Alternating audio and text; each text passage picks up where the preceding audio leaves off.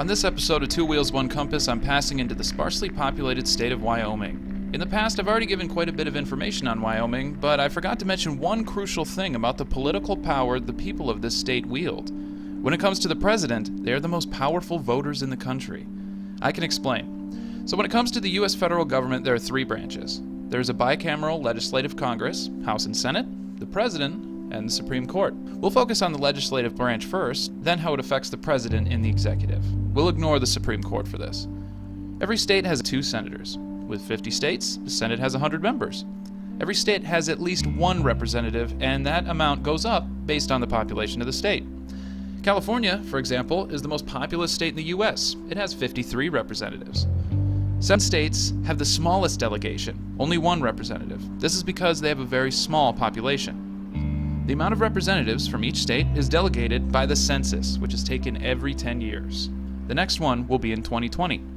A law was passed over 100 years ago called the Apportionment Act of 1911. This law states that the House of Representatives will be set at 435. Since then, the House has only had 435 members, with the exception of a small period of time it was raised to 437 for 2 years when Alaska and Hawaii gained statehood. It was then lowered back to 435.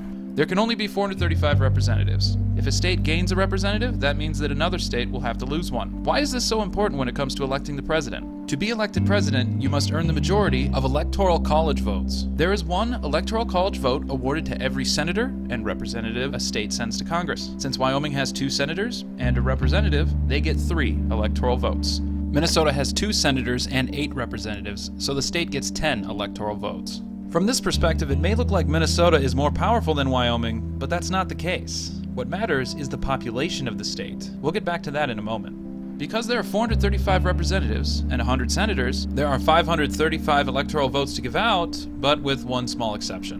In 1961, the 23rd Amendment to the Constitution gave Washington, D.C. 3 electoral college votes. D.C. was given 1 representative to go to Congress, but they cannot participate in floor votes for passing laws. D.C. also has no Senate representation, even though it has 3 electoral votes. I know, it's kind of strange. According to the 12th Amendment, you need half of the electoral votes to win the presidency. For simplicity's sake, it takes 270 to win. If no candidate reaches 270, the House of Representatives decides. This has only happened once, in 1824. Now, why does Wyoming have the most powerful voters? Several reasons. They're voting based off the Electoral College representation, and they have state majority voting. That means if you win half the population plus 1 voter, you win all of the electoral votes. Let's round off and say that Wyoming has 450,000 voters. If you win half plus 1, which is 225,001 voters, you win all 3 electoral votes. 48 out of the 50 states do this, with the exception of Nebraska and Maine. They do it a little bit different. The president doesn't win by the national popular vote. You can have a president that the majority didn't vote for, even if it was by millions of votes. Representation is disproportionate to depopulated states, giving them more power. For example, this is for people over 18 that can vote. This is how many people per electoral vote in each state. By proportion, 1 South Dakota voter is worth 2.5 voters in New York. 1 North Dakota voter is worth 2.3 voters in Minnesota.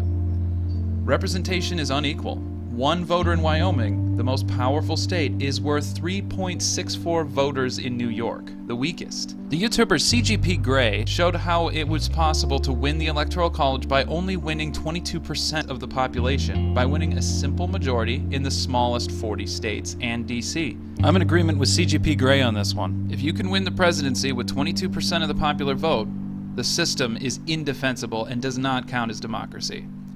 I admit, finding this information out is troubling. A typical Wyoming voter has the most power in electing the most powerful position in the world, and it's all because of how few people live here.